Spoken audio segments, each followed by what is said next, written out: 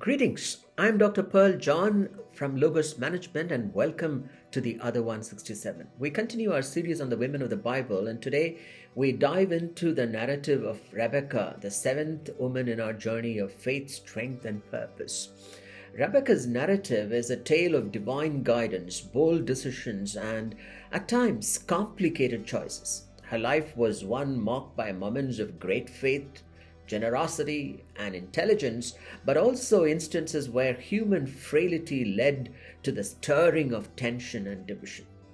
Rebecca is a woman of contrast, both servant hearted and strategic, prayerful and persistent, but also willing to deceive for what she thought was a greater plan.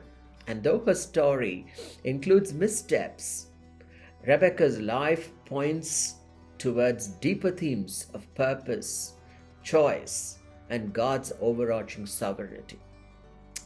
How we relate to Rebecca's narrative depends on our own seasons of life, whether we are being led into new beginnings, choosing between conflicting paths, or perhaps struggling to trust God's timing.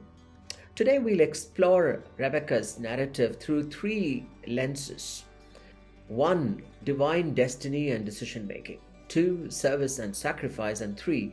Trusting through trials. In each of these lenses speaks to our own journeys and invites us to look deeper into our hearts as we walk with God.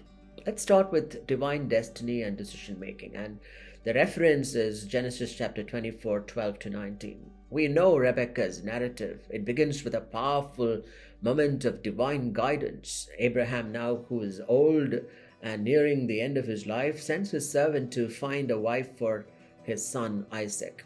He prays for a sign that will show him the right woman, asking that she offer not only him water but also his camels.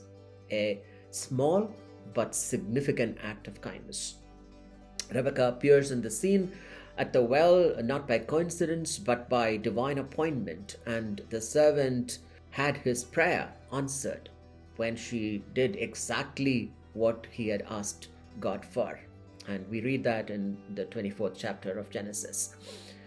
This moment is critical because it shows us how God directs our steps.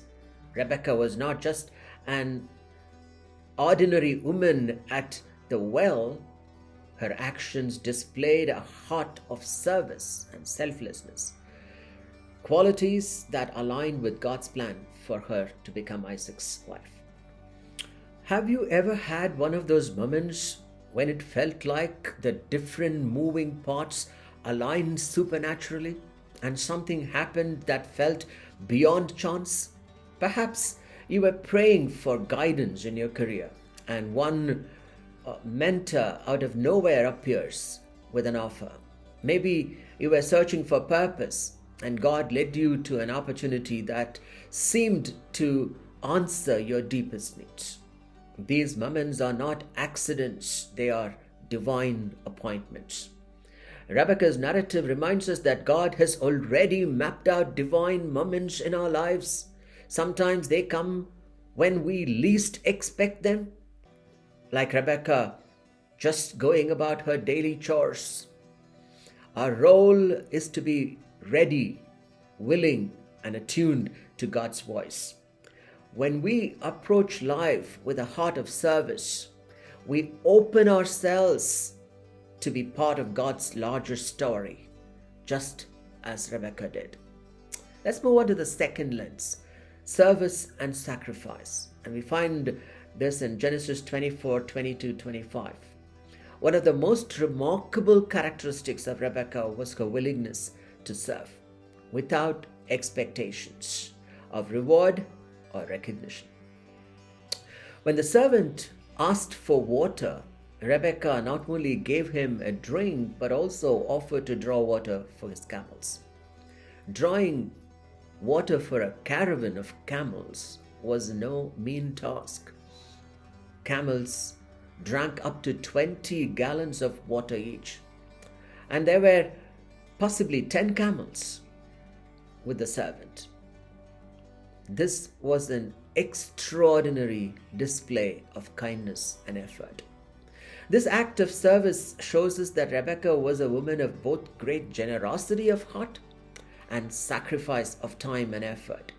She didn't hesitate to give above and beyond what was asked of her, and didn't do it for any reason other than her own character. Think about the modern day acts of service by Madonna, a single mother who worked 2 jobs yet still volunteered at her local church, helping organize food drives for those who were in need. Or perhaps Stephen, a young entrepreneur who mentors underprivileged students without any expectation of financial return. These examples reflect Rebecca's spirit. Service and sacrifice, when done with a pure heart, have the power to open doors we never imagined. When we live in such a way, we are not only serving others, but we are also serving God. Often our willingness to go the extra mile in acts of kindness leads to blessings far beyond our comprehension. Just as Rebecca's service led her to Isaac's life and a place in God's greater plan. The third lens is trusting through trials, and we read of that in Genesis 27, 5 to 13. While Rebecca's introduction into the biblical narrative is marked by her incredible act of kindness, her later life is marked by conflict and tension. After marrying Isaac and having twin sons, Esau and Jacob, Rebecca receives a word from the Lord that the older will serve the younger. This prophetic declaration stays with her, and when time comes for Isaac to bless his sons, Rebecca steps in, believing she must take matters into her own hands. And in Genesis 27, we find how she orchestrates a plan for Jacob to deceive his father and receive the blessing that was intended for Esau. While it can be easy to judge her actions, Rebecca believed she was ensuring that God's promise would come to pass. But this shows us a deep tension that many of us can relate to, the tension between trusting God's timing and taking control of our situations. Sometimes when we believe we know God's plan, the temptation arises to push things forward ourselves rather than waiting on God to work things out in His way. This is like someone who receives a vision or calling from God, perhaps to start a ministry, but instead of waiting for God's timing, they rush ahead, pushing through doors that God hasn't opened yet. Maybe it's the couple who want to start a family but grow impatient, seeking any possible means other than what was meant to be and waiting for God's provision.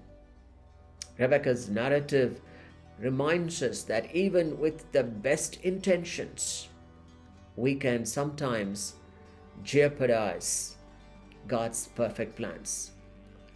But God does not need our manipulation. He needs our trust. His plans will come to the forefront in His time, in this life as also in our role way forward. Rebecca's narrative is complex, full of both triumphs and tensions. She shows the beauty of divine destiny when she aligns her heart with service and sacrifice. She also reminds us the challenges of human nature when we try to control what only God can orchestrate can jeopardize our lives. Her life teaches us to stay in alignment with God's appointment and live out is sacrificial life. So, to all of you today, whether you are waiting on a promise, stepping into a new role, or facing challenges, remember the lessons from Rebecca's life. Be faithful in the small things, serve without expectation, and trust God's timing above all. He is working even when we cannot see the full picture. In this journey of faith, may you embrace Rebecca's heart to serve, her determination to follow God, and her willingness to be part of His story, knowing that God's plan for your life is far greater than anything you could imagine. This is Pearl John signing off the Other 167. Thank you for watching the Other 167. We continue our series next week. Do join in. Until then, have a wonderful weekend and a fabulous week ahead. God bless.